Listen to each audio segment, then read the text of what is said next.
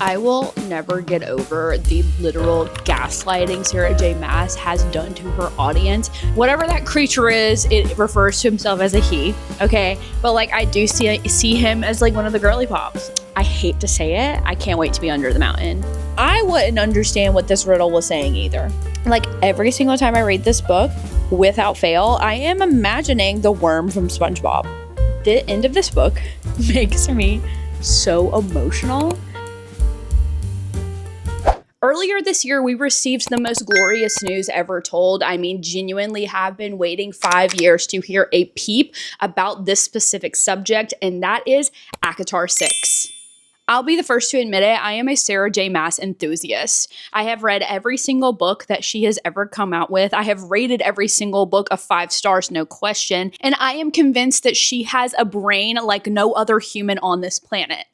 I first read the acotar series when I was in college in 2019, and I don't want to get too dramatic here, but it changed the trajectory of my life, altered my brain chemistry, and I think I personally owe everything I am to Resand. And look, I'm just putting it lightly. The acotar series is everything to me personally. So when I heard the news that we were getting acotar 6, I knew immediately that I was going to reread the entire series in preparation. So that is what this video is here today. If you are looking for a spoiler-free acotar vlog, you need to leave. Okay, this is not a space for people who have not read the books, because let me tell you something, I am going to spoil everything. It's just who I am, and unfortunately, when it comes to these books, I cannot hold back. We will be re-experiencing the masterpiece that is this series, and I am so excited to dive back in. I think my last reread was about 2 years ago, so I am due to pick these back up, and what better motivation than to prepare for the next installation? So if you're unfamiliar with the series order, the first book starts off with A Court of Thorns and Roses, aka acotar. Now, I'm going to be honest, every single time I do a reread, this one is the hardest to get through. I specifically remember when I first read the series for the first time, I thought that this book was okay, but I really didn't resonate with the series until I got to book 2, which I feel like is a very known and common trend while reading this series. Sarah J. Maas is the type of author that really makes you think one thing just for you to be completely wrong, scrap it, start over, and give you a brand new perspective on literally everything you've known so far. In the grand scheme of things, this is the prologue.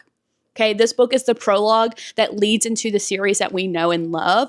And while I can appreciate the elements and the building of the story in this book, it is the hardest to get through when you know where it's going. Nonetheless, I'm really excited to pick it back up because out of all of the books, I feel like this one is the one that I tend to block out the most. Like, there are a lot of details in this book specifically that I'm just not really thinking about.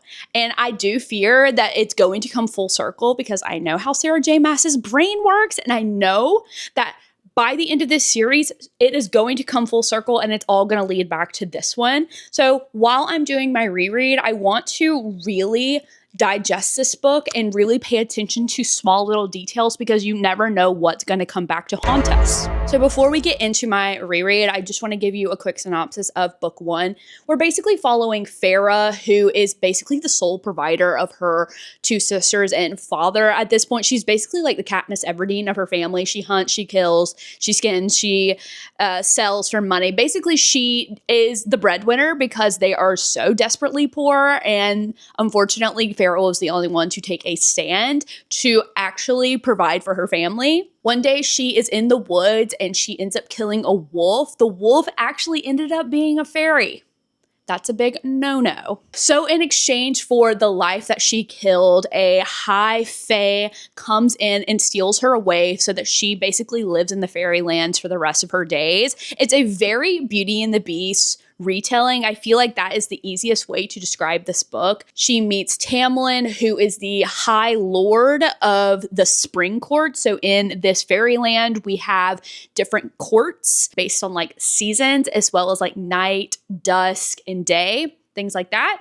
So we're in the spring court, and unfortunately for Mr. Tamlin and everybody in his court, they all have these masks that are literally stuck to their face. And he describes to Farah, our main character, that these masks are basically stuck on their face due to a blight and or curse. So that's kind of like the synopsis.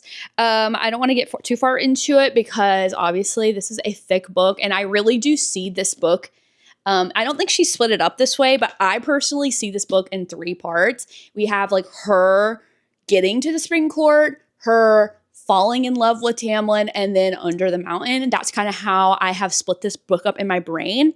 So obviously, the first half of this book is really just her getting used to fairy lands, getting to know Tamlin, also starting to kind of fall in love with him, and that is boring.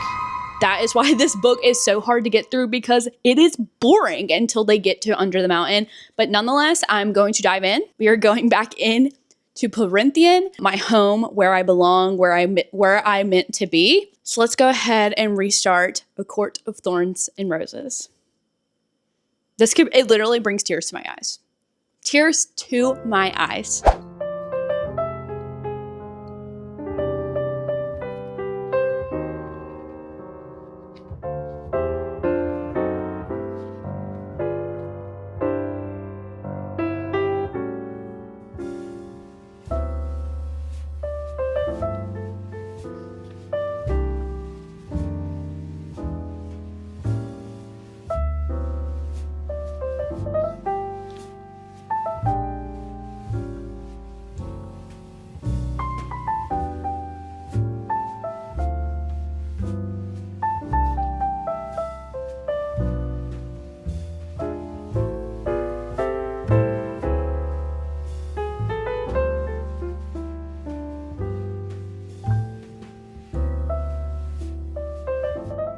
I will never get over the literal gaslighting Sarah J. Maas has done to her audience in the beginning of this book, because we know how much she loves Nesta's character.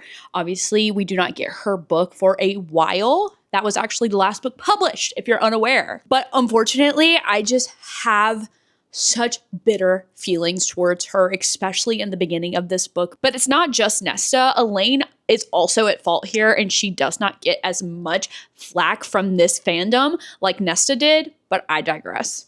The beginning of this book makes me so anxious and so angry because Elaine and Nesta sent their baby sister into the woods to fight off wolves, fairies, animals alike, so that they can selfishly eat. And instead of being grateful and thanking her for her service, they complain that she's not fast enough. They take all of the money that they earn to buy useless things. And while Farah has boots that are falling apart, mind you, the same boots she wears to go into the forest in order to provide for their family. And instead of letting her take the money they've earned from her work to buy herself some new boots, they want a new cloak. They want this. They're begging, they're begging, and they take all of the money. It makes me so anxious. And on top of all that, Nesta can't even chop firewood. She says, oh, but Farah, you're just so much better at it. She can't even chop firewood. Farah is risking her life every single time she goes into that forest, and Queen can't even chop the wood. I'm telling you, I understand and I appreciate Nesta's character development moving forward in this series. You cannot make me like her in this book. You cannot. There is not a redeemable quality about her in this book, and that's what I'll say. And that's chapter 2, mind you. Okay, I'm this angry at chapter 2.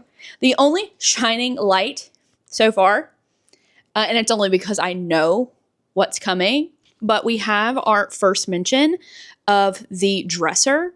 That is basically the foreshadowing of the entire series. Farah ended up painting the drawers of the dresser that they have, one with violets and roses, which is for Elaine, crackling flames, which is for Nesta, and the night sky for herself. Farah doesn't even know what's coming. We know, but she doesn't know. Oh man, I'm not kidding. Every time I think about the freaking dresser, it makes me so emotional, because even in her darkest despair, when she is completely helpless, there is no hope for a future in which that she would enjoy, she paints the night sky as if she almost subconsciously knows what's waiting for her on the other side. It brings tears to my eyes. It just does. I'm sorry. Anyway, I'm gonna keep going. But that is the context that we're in right now. I'm furious. Unfortunately, I cannot stand the way that her sisters are so selfish.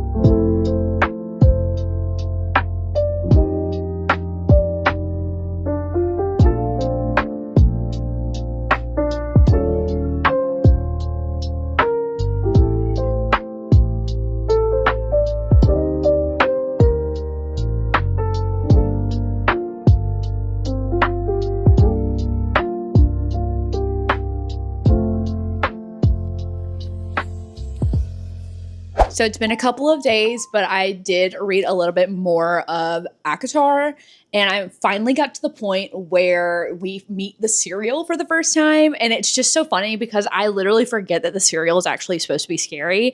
But to me, like, all I'm seeing is like, oh, she's one. He actually, it's a he. Well, I always think the cereal is a woman, by the way. It is a he. Whatever that creature is, it refers to himself as a he. Okay, but like I do see him as like one of the girly pops. Like he just loves to spread gossip. I love him to death, seriously. And he obviously does have such an affinity to Feyre in particular, as we see throughout this series. But I just like find it so funny that he's actually supposed to be completely terrifying. And like Lucian did move forward with like sending her to her death by trying to trap that thing. I'm gonna listen to the audiobook a little bit. I got some new patio furniture that I need to put together. So I figured why not get some time to listen a little bit while I put this furniture together and really dive back into the world of Perinthian.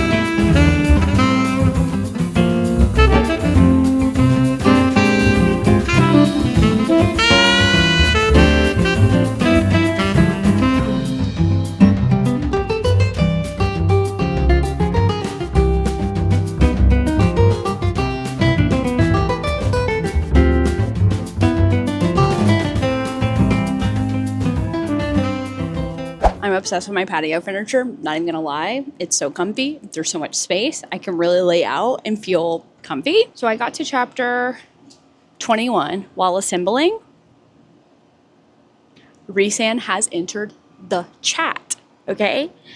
Literally, I did not realize how boring Tamlin and Feyre are until you see how little time they spend together before Rhysand enters the chat. And I just want to say that, like, while she had all full intentions to not go to Calamine at all, she said that she felt this tug, this pull that kept saying, go check it out, go outside, go. And that was literally the cauldron pulling her to her you-know-what.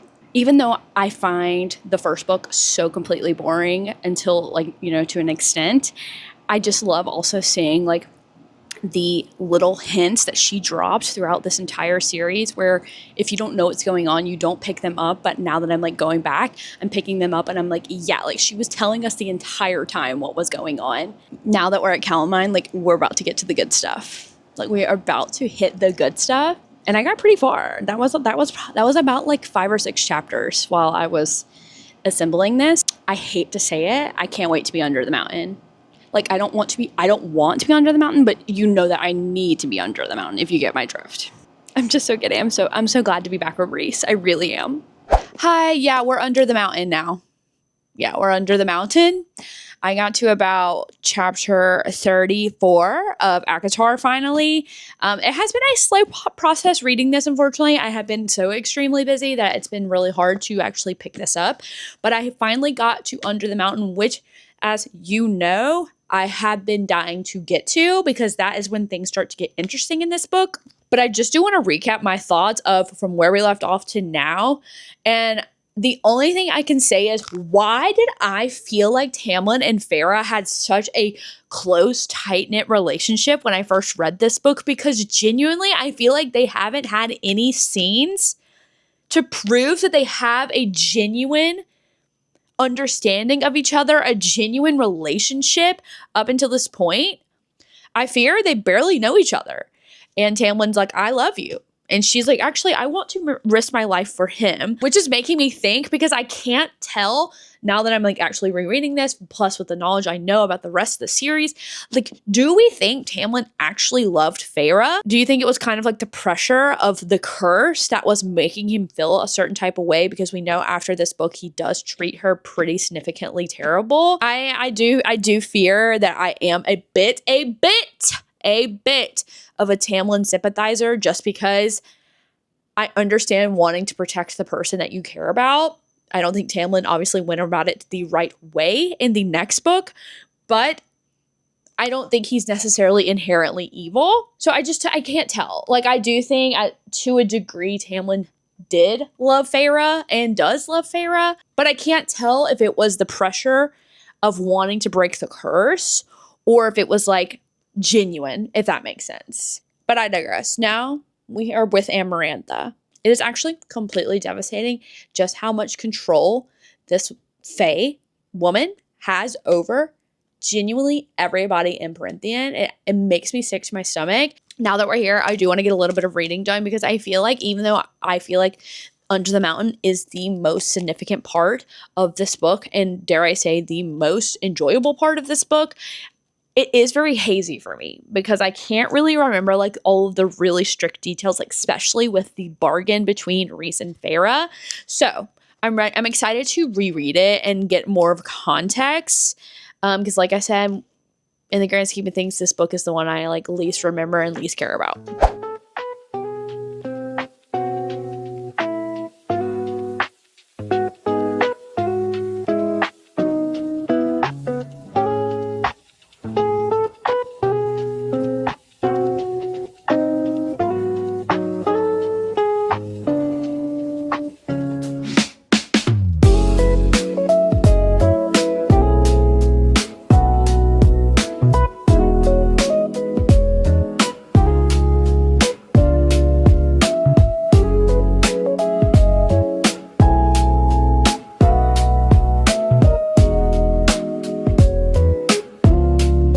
Look, I'll be the first to say it. If I was Farah, I wouldn't understand what this riddle was saying either. I'm sorry. I know that people are like, blah, blah, blah. The riddle was so obvious. Like, how could she not think of the riddle? Sarah J. Maas was so dumb, making the riddle be love, like, blah, blah, blah. No, I'm sorry. The description of this riddle is confusing. I'm sorry. It just is. Like, there is just no way that I would be able to figure this out. Okay, I'm reading this out to you. I want you to tell me what you think. There are those who seek me a lifetime, but we never meet, and those I kiss, but who trample me beneath ungrateful feet.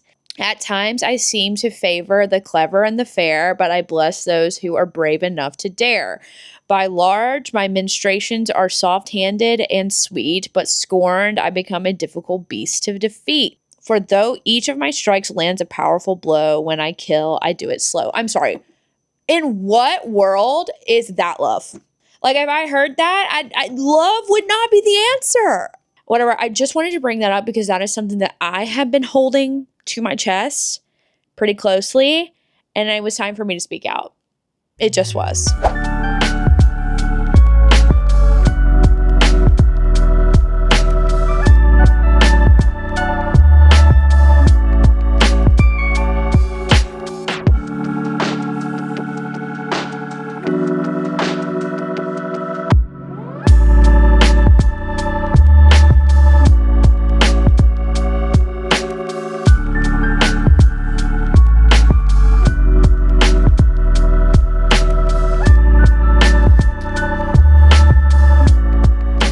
Once again, I realized that there are some creatures, characters in this book that are meant to be terrifying, and yet my brain like makes them cute so that I don't feel so scared. Like every single time I read this book, without fail, I am imagining the worm from SpongeBob. That is what Farrah was fighting. Scary for sure, but like not as terrifying as as it is written in the text, if you will. And thank God Farrah defeated him respectfully, like literally all power to her, but like that thing is cute and pink. Well, guys, we're on the home stretch. I have finally gotten to the final task of Amarantha's challenge within the first book of acotar, which means I am basically at the end. Where we've been so far has been a roller coaster, to say the least. When we last left off, I had just entered Under the Mountain, and now I'm at the end of Under the Mountain, and I have a lot of thoughts. I feel like an idiot. I do. Because Sarah J. Maas laid it out so blatantly obvious that she was going to end up with Rhys this entire time, because the entirety of Farrah being under the mountain, she has not a single interaction with Tamlin until the very end. Genuinely, you can't even consider Tamlin a main character of this book because he is basically non-existent for the third half of this book. She gave Rhys so much screen time, and I was stupid. I didn't realize what she was doing, and now I feel dumb. I will say, though, it is so hard to watch Rhys put on that mask of, like, evil, because we know that he actually isn't. He's actually one of the most selfless Fae in all of Perinthian. He does have to put on this front, like he hates everyone, that he's evil, that he loves violence. But I did just get to the scene where he basically comes to Farrah in her cell the night before this last task, and he's so vulnerable with her. He understands that this is the last ditch effort in order to defeat Amarantha, and he just lays it out for her so bare, so vulnerable. And we haven't even seen that type of energy from Tamlin, and Tamlin claims that he's in love with Farrah. That's all I'm gonna say. She made it obvious. I was too dumb to see. All this to say, let's go ahead and finish acotar.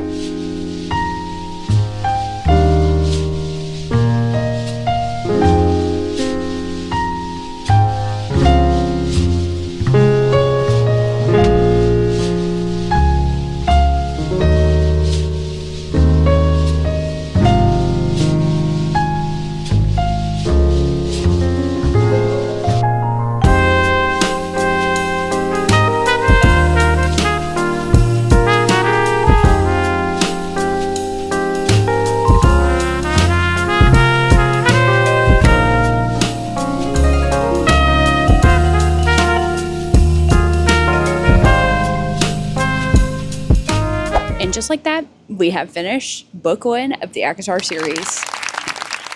The end of this book makes me so emotional when you know what happened directly after Rhys winnows back to the Night Court.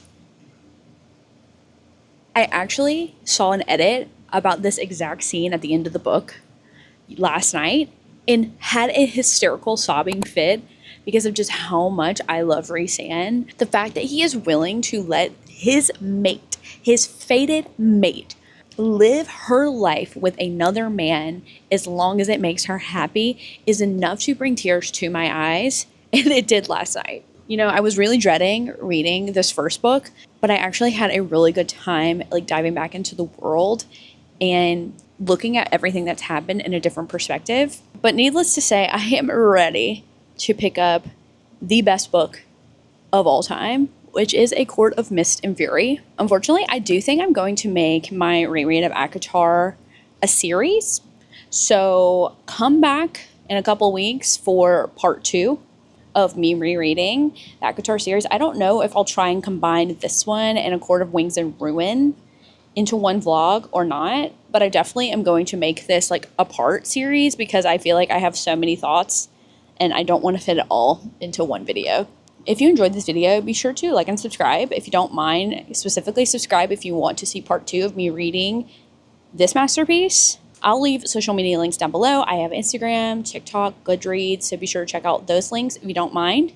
But for now, bye guys.